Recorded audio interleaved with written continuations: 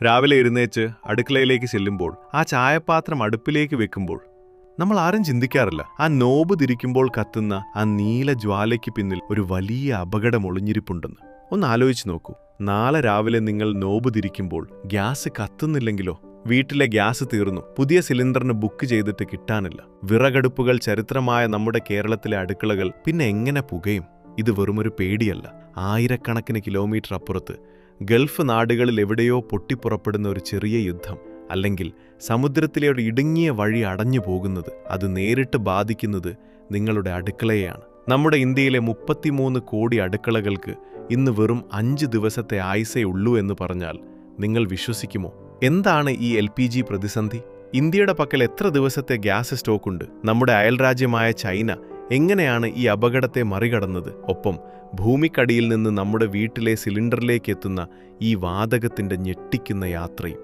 ഇന്ത്യയുടെ അടുക്കളകൾ നിശ്ചലമാകുമോ? ഓരോ ഇന്ത്യക്കാരനും, പ്രത്യേകിച്ച് ഓരോ വീട്ടമ്മയും അറിഞ്ഞിരിക്കേണ്ട സത്യങ്ങൾ. നമ്മുടെ ഓരോരുത്തരുടെയും വീടുകളിൽ രാവിലെ ഉണരുമ്പോൾ ആദ്യം കേൾക്കുന്ന ശബ്ദങ്ങളിലൊന്ന് ഗ്യാസ് സ്റ്റൗ കത്തുന്ന ശബ്ദമാണ്. ഇന്ത്യയിലെ 33 കോടി കുടുംബങ്ങളുടെ ജീവിതം ഇന്ന് LPG സിലിണ്ടറുകളെ ആശ്രയിച്ചാണ് ഇരിക്കുന്നത്. എന്നാൽ നമ്മൾ അറിയാത്തൊരു വലിയ സത്യമുണ്ട്. നമ്മുടെ ഈ 33 കോടി അടുക്കളകളും വയർ ചെയ്തിരിക്കുന്നത് ഒരൊറ്റ സ്വിച്ചിലേക്കാണ്. ആയിരക്കണക്കിന് കിലോമീറ്ററുകൾക്കപ്പുറത്തുള്ള മിഡിൽ ഈസ്റ്റിലെ ഒരു ചെറിയ കടലിടുക്ക് അടഞ്ഞുപോയാൽ ഇന്ത്യയിലെ പകുതിയിലധികം അടുക്കളകളിൽ തീ പുകയില്ല. ഇന്ന് ഇന്ത്യ നേരിടുന്ന ഏറ്റവും വലിയ ഡിസൈൻ ഫ്ലോ അഥവാ നിർമ്മാണ പിശക് എന്താണ്? പെട്രോളും ഡീസലും സുലഭമായി ഉണ്ടായിട്ടും എന്തുകൊണ്ടാണ് രാജ്യത്ത് പാചകവാതകത്തിന് മാത്രം ക്ഷാമം നേരിടുന്നത്? നമുക്ക് ഈ എനർജി പ്രതിസന്ധിയുടെ കാണാപ്പുറങ്ങളിലേക്ക് ഒന്ന് സഞ്ചരിച്ചിരിക്കാം. കഴിഞ്ഞ 10 വർഷത്തിനിടയിൽ ഇന്ത്യയിലൊരു വലിയ സോഷ്യൽ ട്രാൻസ്ഫോർമേഷൻ നടന്നു. 2014-ൽ 14.5 കോടിയായിരുന്ന LPG കണക്ഷനുകൾ ഇന്ന് 33 കോടിയായി കുതിച്ചുയർന്നു. വിറകടുപ്പിൽ നിന്ന് ഗ്യാസിലേക്കുള്ള ഈ മാറ്റം കോടിക്കണക്കിന് സ്ത്രീകളുടെ ആരോഗ്യം സംരക്ഷിച്ചു എന്നത് തർക്കമില്ലാത്ത കാര്യമാണ്. എന്നാൽ ഇതിന്റെ മറുവശം നോക്കൂ. കൺസംഷൻ കൂടിയപ്പോൾ നമ്മൾ ലോകത്തിലെ 2ാമത്തെ വലിയ LPG കൺസ്യൂമറായി മാറി. മാസം നമ്മൾ കത്തിച്ചു തീർക്കുന്നത് 30 ലക്ഷം ടൺ ഗ്യാസാണ്. പക്ഷേ ഇന്ത്യയുടെ ആഭ്യന്തര ഉൽപ്പാദനം വെറും 13 ലക്ഷം ടണ്ണിൽ തന്നെ നിൽക്കുന്നു. ബാക്കി 60% നമ്മൾ ഇറക്കുമതി ചെയ്യുകയാണ്. 2015-ൽ ഇത് വെറും 47%. അതായത് നമ്മൾ വികസിക്കുകയാണെന്ന് കരുതിയപ്പോൾ സത്യത്തിൽ നമ്മൾ വിദേശ രാജ്യങ്ങളെ കൂടുതൽ ആശ്രയിക്കുകയായിരുന്നു. ഇവിടെയാണ് ഏറ്റവും വലിയ അപകടം ഒളിഞ്ഞിരിക്കുന്നത്. ഇന്ത്യയുടെ LPG സ്റ്റോറേജ് കപ്പാസിറ്റി അഥവാ കരുതി വെച്ചിരിക്കുന്ന ഗ്യാസിന്റെ അളവ് എത്രയാണെന്ന് നിങ്ങൾക്കറിയാമോ? വെറും 5 ദിവസത്തേക്കുള്ളത് മാത്രം. വിശാഖപട്ടണത്തും മംഗലാപുരത്തുമായി നമുക്കുള്ളത് 1.4 ലക്ഷം ടൺ സ്റ്റോറേജ് മാത്രമാണ്. ക്രൂഡ് ഓയിലിന്റെ കാര്യത്തിൽ നമുക്ക് 18 ദിവസത്തെ ബാക്കപ്പ് ഉണ്ട്. പെട്രോളിനും ഡീസലിനും 20 ദിവസമുണ്ട്. എന്നാൽ 33 കോടി കുടുംബങ്ങളുടെ അടുക്കളയ്ക്ക് നമ്മൾ നൽകിയിരിക്കുന്നത് വെറും 5 ദിവസത്തെ ലൈഫ് ലൈൻ മാത്രമാണ്. എന്തുകൊണ്ടാണ് ഈ അവസ്ഥ വന്നത്? നമ്മളൊരു ജസ്റ്റ് ഇൻ ടൈം ഡെലിവറി സിസ്റ്റമാണ് ബിൽഡ് ചെയ്തത്. അതായത് കപ്പലുകൾ വന്നുകൊണ്ടേയിരിക്കണം, പൈപ്പ് ലൈനുകൾ പ്രവർത്തിച്ചുകൊണ്ടേയിരിക്കണം. ഒരു ദിവസം തടസ്സം നേരിട്ടാൽ പോലും 6ാം ദിവസം ഇന്ത്യ പട്ടിണിയിലാകും. ഇന്ത്യയിലേക്കുള്ള 90% ഗ്യാസും വരുന്നത് മിഡിൽ ഈസ്റ്റിൽ നിന്നാണ്. ഇറാനും ഒമാനും ഇടയിലുള്ള സ്ട്രെയ്റ്റ് ഓഫ് ഹോർമൂസ് എന്ന ചെറിയ കടലിടുക്ക് വഴിയാണ് ഈ കപ്പലുകൾ കടന്നുപോകുന്നത്. വെറും 33 കിലോമീറ്റർ മാത്രമാണ് ഇതിന്റെ വീതി. നിലവിലെ ഇറാൻ-ഇസ്രായേൽ യുദ്ധ സാഹചര്യങ്ങളും ജിയോ പൊളിറ്റിക്കൽ തർക്കങ്ങളും കാരണം ഈ റൂട്ട് എപ്പോൾ വേണമെങ്കിലും അടഞ്ഞുപോകാം. കഴിഞ്ഞ നവംബറിൽ തന്നെ ഇതിന്റെ സൂചനകൾ ലഭിച്ചിരുന്നു. ഷിപ്പുകളുടെ ഇൻഷുറൻസ് പ്രീമിയം ഇരട്ടിയായി വർദ്ധിച്ചു. ഇറാനും സൗദിയും അവരുടെ സ്ട്രാറ്റജിക് റിസർവുകൾ കാലിയാക്കാൻ തുടങ്ങി. ഇതൊക്കെ ഒരു വലിയ യുദ്ധം വരുന്നു എന്നതിന്റെ റെഡ് ഫ്ലാഗുകളായിരുന്നു. എന്നിട്ടും മറ്റൊരു ബദൽ റൂട്ട് കണ്ടെത്താനോ സ്റ്റോറേജ് കൂട്ടാനോ നമ്മുടെ പോളിസി മേക്കർമാർക്ക് സാധിച്ചില്ല. നമുക്ക് അയൽരാജ്യമായ ചൈനയൊന്ന് നോക്കാം. ചൈനയും ഇതേ ഹോർമൂസ് റൂട്ടിനെ ആശ്രയിക്കുന്നുണ്ട്. പക്ഷേ അവരുടെ എനർജി കൺസംഷന്റെ വെറും 6.6% മാത്രമാണ് ഈ റൂട്ടിനെ ഡിപ്പെൻഡ് ചെയ്യുന്നത്. എന്നാൽ ഇന്ത്യയുടെ കാര്യത്തിൽ ഇത് 54%. ചൈന കഴിഞ്ഞ 20 വർഷം കൊണ്ട് വൻതോതിൽ സ്ട്രാറ്റജിക് സ്റ്റോറേജുകൾ നിർമ്മിച്ചു. അവർ റഷ്യയിൽ നിന്ന് നേരിട്ട് പൈപ്പ് ലൈൻ വലിച്ചു. എല്ലാത്തിലുമുപരി അവർ അവരുടെ അടുക്കളകളെ ഇലക്ട്രിഫൈ ചെയ്തു. ക്ലീൻ എനർജിയിൽ അവർ ബില്യൺ കണക്കിന് ഡോളർ നിക്ഷേപിച്ചു. അവർക്ക് ഗ്യാസ് ഇല്ലെങ്കിലും അടുക്കള പുകയും. കാരണം അവർ വൈദ്യുതിയെ ആശ്രയിക്കാൻ പഠിച്ചു. നമ്മളാകട്ടെ ഇന്നും ഗ്യാസ് സിലിണ്ടറിന് പിന്നാലെയാണ്. നമ്മുടെ സിലിണ്ടറിലിരിക്കുന്ന ഈ ഇന്ധനത്തിന്റെ കഥ തുടങ്ങുന്നത് കോടിക്കണക്കിന് വർഷങ്ങൾക്ക് മുൻപാണ്. ഭൂമിക്കടിയിൽ അടിഞ്ഞുകൂടിയ ജൈവാവശിഷ്ടങ്ങൾ കഠിനമായ മർദ്ദത്തിലും ചൂടിലും രൂപാന്തരപ്പെട്ടാണ് ക്രൂഡ് ഓയിലും പ്രകൃതിവാതകവും ഉണ്ടാകുന്നത്. സമുദ്രത്തിനടിയിൽ ആയിരക്കണക്കിന് മീറ്റർ താഴെയുള്ള ഈ നിക്ഷേപങ്ങൾ കണ്ടെത്തുക എന്നത് അത്ര എളുപ്പമല്ല. അതിനായി അത്യാധുനികമായ സൗണ്ട് വേവ് സാങ്കേതികവിദ്യയാണ് എഞ്ചിനീയർമാർ ഉപയോഗിക്കുന്നത്.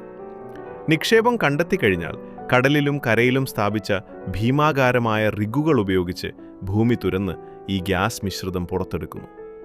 എന്നാൽ ഭൂമിക്കടിയിൽ നിന്ന് ലഭിക്കുന്ന ഈ മിശ്രിതം നേരിട്ടുപയോഗിക്കാൻ കഴിയില്ല. ഇതിൽ ഗ്യാസിനോടൊപ്പം വെള്ളവും മണലും ലൈറ്റ് ഓയിലും ഒക്കോയിലും ഒക്കെ കലർന്നിട്ടുണ്ടാകും. ഇവയെ മൾട്ടി സ്റ്റേജ് സെപ്പറേറ്ററുകൾ എന്ന വലിയ സംവിധാനത്തിലൂടെ കടത്തിവിട്ട് ഓരോന്നായി വേർതിരിക്കുന്നു. ഇങ്ങനെ ലഭിക്കുന്ന അസംസ്കൃത വാതകത്തിൽ നിന്ന് ഈർപ്പവും കാർബൺ ഡയോക്സൈഡ്, ഹൈഡ്രജൻ സൾഫൈഡ് തുടങ്ങിയ ഹാനികരമായ മാലിന്യങ്ങളും പൂർണ്ണമായും നീക്കം ചെയ്ത ശേഷമാണ് അടുത്ത ഘട്ടത്തിലേക്ക് നീങ്ങുന്നത്. ശുദ്ധീകരിച്ച ഈ വാതകത്തെ അതിശൈത്യത്തിലുള്ള ക്രയോജനിക് സംവിധാനങ്ങളിലൂടെയാണ് പിന്നീട് കടത്തിവിടുന്നത്. ഈ ഘട്ടത്തിൽ മീഥെയ്ൻ, ഈഥെയ്ൻ, പ്രോപ്പെയ്ൻ, ബ്യൂട്ടെയ്ൻ തുടങ്ങിയ വാതകങ്ങളെ പ്രത്യേകം വേർതിരിച്ചെടുക്കുന്നു. ഇതിൽ പ്രോപ്പെയ്നും ബ്യൂട്ടെയ്നും ഉയർന്ന സമ്മർദ്ദത്തിൽ ദ്രാവക രൂപത്തിലേക്ക് മാറ്റുന്നു. ഇതാണ് നമ്മൾ നിത്യജീവിതത്തിൽ ഉപയോഗിക്കുന്ന ലിക്വിഫൈഡ് പെട്രോളിയം ഗ്യാസ് അഥവാ LPG. ഈ ഗ്യാസിനെ സുരക്ഷിതമായി സൂക്ഷിക്കാൻ അതിശക്തമായ ഒരു ഉരുക്ക് കവചം ആവശ്യമാണ്. ഉയർന്ന മർദ്ദം താങ്ങാൻ ശേഷിയുള്ള പ്രത്യേകതരം സ്റ്റീൽ ഷീറ്റുകൾ ഉപയോഗിച്ചാണ് ഗ്യാസ് സിലിണ്ടറുകൾ നിർമ്മിക്കുന്നത്. കമ്പ്യൂട്ടറൈസ്ഡ് പ്ലാസ്മ മെഷീനുകൾ ഉപയോഗിച്ച് ഷീറ്റുകൾ കൃത്യമായി മുറിച്ചെടുത്ത് ഡുത്ത്, ഭീമൻ പ്രസ്സുകൾ ഉപയോഗിച്ച് അവയ്ക്ക് സിലിണ്ടർ രൂപം നൽകുന്നു. തുടർന്ന് റോബോട്ടിക് ആർക്ക് വെൽഡിങ്ങിലൂടെ സിലിണ്ടറിന്റെ ഭാഗങ്ങൾ അതീവ കൃത്യതയോടെ കൂട്ടിയോജിപ്പിക്കുന്നു. തുരുമ്പ് പിടിക്കാതിരിക്കാൻ സാൻഡ് ബ്ലാസ്റ്റിങ്ങും ഇലക്ട്രോസ്റ്റാറ്റിക് പെയിന്റിങ്ങും കഴിഞ്ഞാൽ സിലിണ്ടർ തയ്യാർ. അവസാനമായി ഏറ്റവും പ്രധാനപ്പെട്ട സുരക്ഷാ പരിശോധനകളാണ്. ഓരോ സിലിണ്ടറും വെള്ളത്തിനടിയിൽ വെച്ച് ഹൈ പ്രഷർ ലീക്ക് ടെസ്റ്റിന് വിധേയമാക്കുന്നു. ഇതിൽ വിജയിക്കുന്ന സിലിണ്ടറുകളിൽ മാത്രം അത്യാധുനിക സെൻസറുകളുടെ സഹായത്തോടെ കൃത്യമായി തൂക്കം നോക്കി ഗ്യാസ് നിറയ്ക്കുന്നു. ഡാമേജ് കൺട്രോൾ കൊണ്ട് മാത്രം കാര്യമില്ല. നമുക്ക് വേണ്ടത് ഒരു ലോങ് ടേം സ്ട്രക്ചറൽ ഫിക്സാണ്. 1. Electric kitchen machine. ഗ്യാസ് സിലിണ്ടറിന് നൽകിയ അതേ പ്രാധാന്യം ഇൻഡക്ഷൻ സ്റ്റൗകൾക്ക് നൽകണം. ഗ്രാമങ്ങളിൽ സോളാർ പവർ ഉപയോഗിച്ചുള്ള പാചകരീതി പ്രോത്സാഹിപ്പിക്കണം. 2. സ്റ്റോറേജ് വർദ്ധിപ്പിക്കുക. 5 ദിവസത്തെ സ്റ്റോറേജ് എന്നത് കുറഞ്ഞത് 30 ദിവസത്തേക്കെങ്കിലും മാറ്റണം. 3. ഡൈവേഴ്സിഫിക്കേഷൻ. 4. രാജ്യങ്ങളിൽ നിന്ന് മാത്രം ഗ്യാസ് വാങ്ങുന്ന രീതി മാറ്റി കൂടുതൽ രാജ്യങ്ങളുമായി കരാറിലേർപ്പെടണം. പെട്രോളും ഡീസലും നമുക്ക് പ്രശ്നമായില്ലായിരിക്കും, കാരണം നമ്മൾ അതിൽ സെൽഫ് സഫീഷ്യൻ്റ് ആണ്. പക്ഷേ LPG ഒരു വലിയ പൊളിറ്റിക്കൽ കമോഡിറ്റിയാണ്. സാധാരണക്കാരൻ്റെ പോക്കറ്റിനെ ബാധിക്കുന്ന വിഷയമാണ്. ആയിരക്കണക്കിന് കിലോമീറ്റർ അപ്പുറത്തുള്ള ഒരു കടലിടുക്കടയുമ്പോൾ നമ്മുടെ നാട്ടിലെ തട്ടുകടക്കാരൻ പോലും ബാധിക്കപ്പെടുന്നുണ്ടെങ്കിൽ നമ്മൾ എത്രത്തോളം ദുർബലരാണെന്ന് ചിന്തിച്ചു നോക്കൂ. ഭാവിയിൽ ഇന്ത്യ ഒരു സൂപ്പർ പവർ ആകണമെങ്കിൽ എനർജി ഇൻഡിപെൻഡൻസ് അഥവാ ഊർജ്ജ സ്വയം പര്യാപ്തത അത്യന്താപേക്ഷിതമാണ്. ഗ്യാസ് ഇല്ലെങ്കിലും നമ്മുടെ അടുക്കളകൾ പുകയുന്നൊരു കാലത്തിനായി നമുക്ക് കാത്തിരിക്കാം. അപ്പോൾ ഇന്ത്യയുടെ എനർജി സെക്യൂരിറ്റിയെക്കുറിച്ചും നമ്മൾ നേരിടുന്ന ഈ വലിയ പ്രതിസന്ധിയെക്കുറിച്ചുമുള്ള ഈ വീഡിയോ നിങ്ങൾക്ക് ഉപകാരപ്രദമായി എന്ന് കരുതുന്നു. ഇതുപോലെയുള്ള ആഴത്തിലുള്ള വിശകലനങ്ങളും ഇനിയും അറിയാൻ ഈ ചാനൽ ഇപ്പോൾ തന്നെ സബ്സ്ക്രൈബ് ചെയ്യുക.